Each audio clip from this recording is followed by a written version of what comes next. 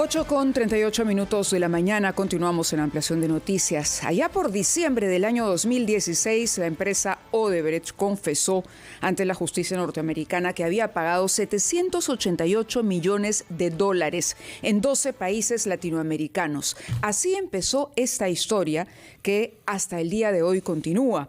El caso Lavallato. Está con nosotros el doctor Rafael Vela, fiscal coordinador justamente del equipo especial que investiga el caso Lavallato y una serie de casos de lavado de activos que se han devenido del caso inicial, del caso madre, porque han recibido una suerte de revés, podríamos decirlo así, cuando el Poder Judicial anula la acusación de la Fiscalía que pide 35 años de cárcel contra el expresidente Pedro Pablo Kuczynski. El Poder Judicial lo que ha dicho es que la Fiscalía debe ahora realizar un nuevo peritaje, tal y como lo había solicitado la defensa, y el doctor Vela está con nosotros en representación del Ministerio Público para también darnos a conocer su versión. Bienvenido, muchas gracias. Muchas gracias. Muy buenos días, Mayla. Muy buenos días, don Fernando. Buenos días, fiscal. ¿Cómo han tomado ustedes esta decisión del Poder Judicial que sin duda posterga el inicio del juicio oral en el caso del expresidente Kuczynski? Sí, mire, con cautela y con respeto por la institucionalidad que existe dentro del país. Es decir, el Poder Judicial toma decisiones que no siempre están en favor de los intereses procesales del Ministerio Público. Esto revela más bien la independencia de los poderes, pero nosotros estamos muy confiados en que la apelación revertirá esta decisión del juez de primera instancia, porque así lo dicen los antecedentes, no porque lo digamos nosotros, porque eso podría ser simplemente una alegación. Cuando dice antecedentes, ¿a qué se refiere? Esto ya sucedió. Sucede porque además es parte de la misma narrativa de defensa. Siempre los abogados, como usted podrá haberlos escuchado, demandan que el Ministerio Público concluya con las investigaciones y que acuse o que archive el caso de ser su consecuencia. Entonces, cuando el Ministerio Público acusa, más bien plantean este tipo de alegaciones para que las investigaciones se reabran. Los antecedentes a los que hago referencia están vinculados a no solamente el caso del señor Ollanta Humala-Tasso, que pidió exactamente lo mismo y fue negado, el caso de la señora Keiko Sofía Fujimori y otras personas acusadas ahora, también fue negado por el Poder Judicial, el caso de la señora Villarán, el caso del señor Moreno. Todos han tenido el mismo patrón de comportamiento en términos de defensa. ¿El tema de la tutela de derechos? Así es, o nulidades. Pero, nulidades, señor sí. Vela Barba, así es. Respecto de los antecedentes, el juez Chávez Tamariz hace referencia así a es, ellos. Es correcto. Y dice en su documento que los antecedentes no valen en este caso porque no es lo mismo.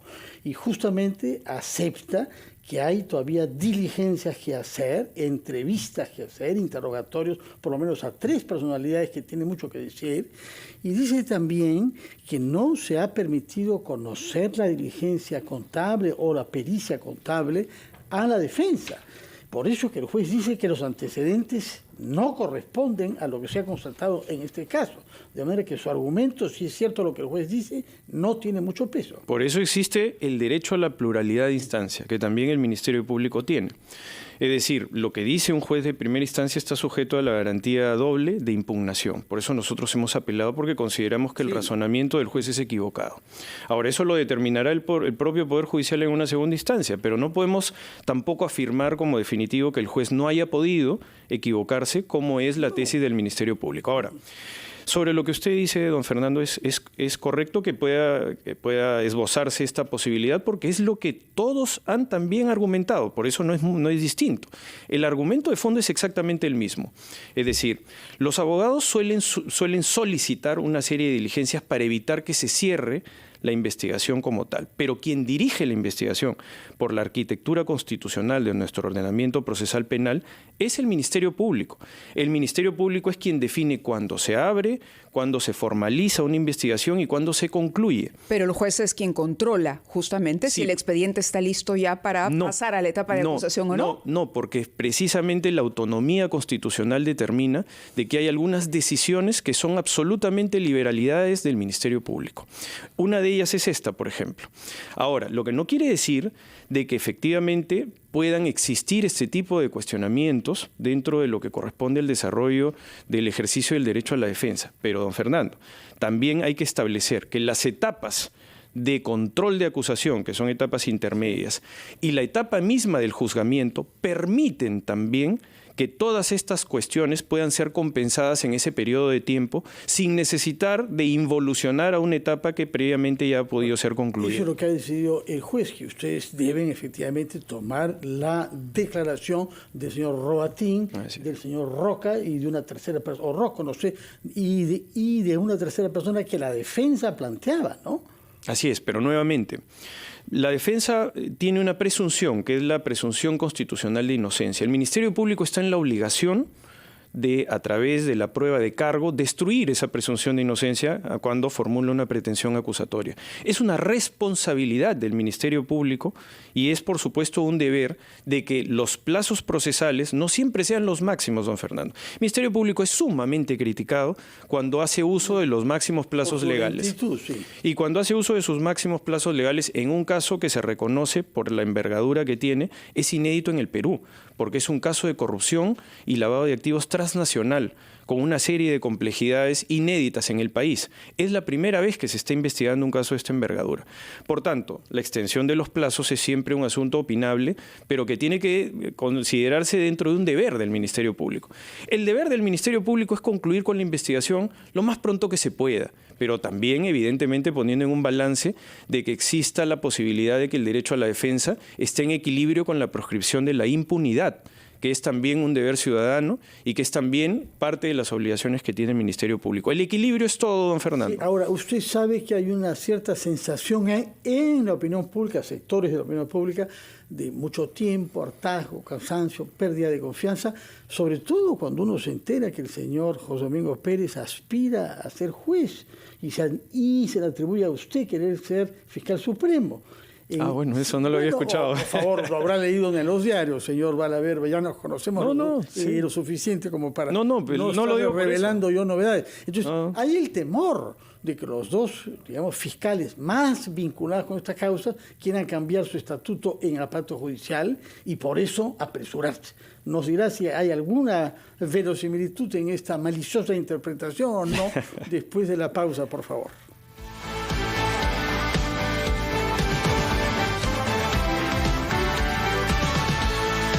Son las 8:51, estamos conversando con el fiscal superior Rafael Vela Barba, coordinador de los casos que tienen que ver con la trama de Lavajato, y le hemos preguntado si él puede dar garantías que tanto él como su colaborador José Domingo Pérez se quedarán a bordo del barco hasta que no se haya ganado la batalla. Bueno, don Fernando, no había escuchado de manera precisa esa afirmación en mi caso, pero también la puedo explicar, ¿no? Porque nosotros estamos dentro de una línea de carrera. Es decir, en las líneas de carrera hay requisitos de legalidad para poder acceder a los ascensos o para poder estar apto para postular, mejor dicho, porque técnicamente no es que los ascensos sean automáticos. Uno tiene que concursar y ganarse ese derecho dentro, además de un proceso de selección y nombramiento que es bastante riguroso. En mi caso, yo todavía no tengo ni siquiera el tiempo suficiente como para poder aspirar a un ascenso, ¿no? Y eso es algo que está dentro del planteamiento de la carrera y que está sujeto además a la posibilidad de que existan también oportunidades, es decir, plazas. Y la carrera nuestra es piramidal. O sea que usted se quedará hasta que acabe todas las investigaciones. Yo en ningún momento me he planteado salir del equipo especial, ojo, de manera voluntaria, ¿no? Porque es un cargo de confianza el que yo ostento también. Es decir, como usted sabe, nosotros dependemos de la Fiscalía de la Nación y yo soy un funcionario de carrera, si bien es cierto, soy fiscal superior de carrera, pero el cargo de coordinador lo ejerzo por una delegación expresa de la señora fiscal de la Nación en este momento. Entonces, en mi caso, bueno, le digo tal cual, es la situación en concreto y usted preguntó también por el doctor Pérez, de cuya integridad yo debo pronunciarme siempre en los máximos términos de valoración porque es lo que yo puedo dar fe. Es decir, que es un hombre comprometido, los tuvo siempre. El doctor Pérez, sepa usted, don Fernando, estaba apto para ascender desde el momento en el que se inició el lavajato. Es decir, hay más bien, por el contrario, un sacrificio enorme de su parte durante todo este tiempo para dedicarse donde muchos en el proceso de reclutamiento se pusieron de costado Porque el proceso de reclutamiento de Lavajato es sumamente complicado, don Fernando, porque se enfrenta a gente que tiene mucho poder. Y por supuesto que las carreras también resultan afectadas porque se generan una serie de prejuicios propios también de los esquemas de defensa que se dan en casos de esta envergadura. Doctor Vela, sí, permítame interrumpirlo, pero yo citaba la fecha del inicio de este gran escándalo a nivel internacional, cuando se supo finalmente que Odebrecht había admitido que había pagado no solamente en el Perú, sino en otros países también a cambio de adjudicación de obras, que había financiado campañas. Han pasado 7 años desde el 2016. Yo entiendo, o entendemos todos, que la pandemia pudo suponer un retraso, pero la crítica mayor que se le hace al equipo especial es que hasta el día de hoy no haya una sola condena.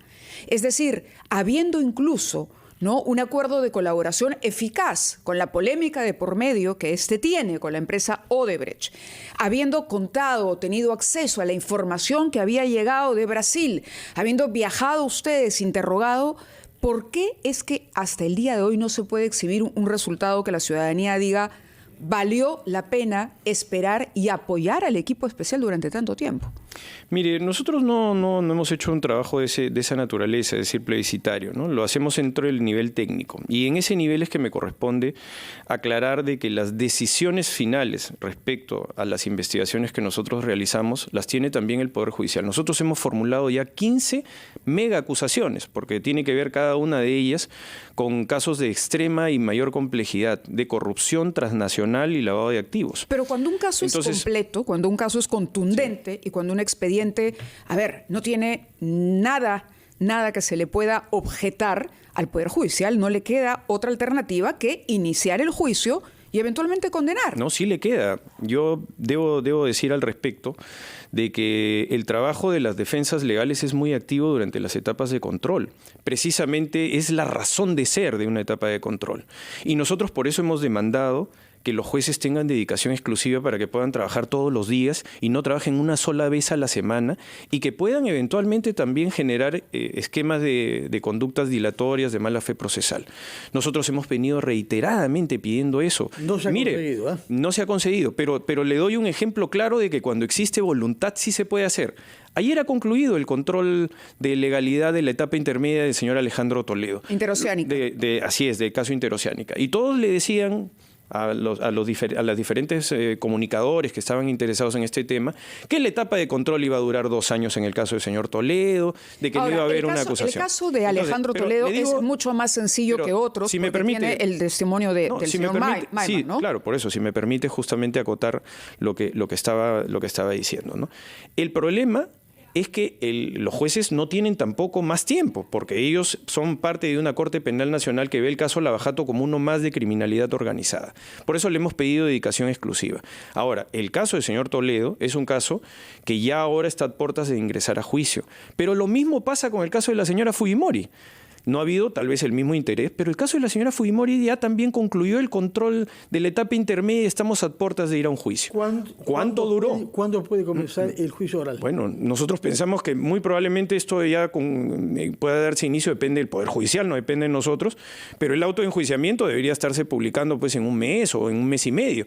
Con lo que también, ¿no?, estamos dentro de una coyuntura en la que, digamos, la mayor actividad crítica respecto a estas situaciones obedece también a las defensas que activamente tienen que ocupar ciertos espacios. Entonces, por eso para nosotros esta coyuntura es una coyuntura particular por el avance, precisamente porque estas 15 acusaciones tienen que tener el espacio en el que yo concuerdo plenamente con su reflexión, de que todos estamos a la expectativa de que existan sentencias finales. Ahora, tampoco es preciso que se diga que no hay sentencias, porque nosotros tenemos 26 sentencias de colaboración eficaz que implican culpabilidad y que son la finalización de procesos también muy complejos, porque la colaboración eficaz implica corroboración de todo lo que el colaborador dice. Una herramienta valiosa, atacada permanentemente por la política. 26 colaboradores eficaces. Así es. ¿En cuántos sentenciados? Casos? ¿En cuántos casos? En 84 casos. ¿no?, que nosotros tenemos todavía justiciando y que tenemos como cantidad de investigados más de 1.100 personas. Y hay más de 40 personas jurídicas que están implicadas dentro del proceso. Pero en términos concretos, ¿no?, cuando se busca establecer el nivel de rendición de cuentas, que es por el cual nosotros estamos acá, señor Carvalho, y siempre hemos dado la cara, ¿no?, y siempre hemos tratado de confrontar a los abogados, porque nosotros somos parte también, dirigimos la investigación, pero finalmente también en un mundo de comunicaciones donde se dicen medias verdades o donde se dicen cosas falsas, los fiscales tenemos la obligación, a través de los esquemas de voceduría, de establecer cuál es efectivamente no solo nuestra posición, sino aclarar muchas veces las noticias que son falsas. Para eso está usted acá, muchas gracias verdad por haber venido, sí.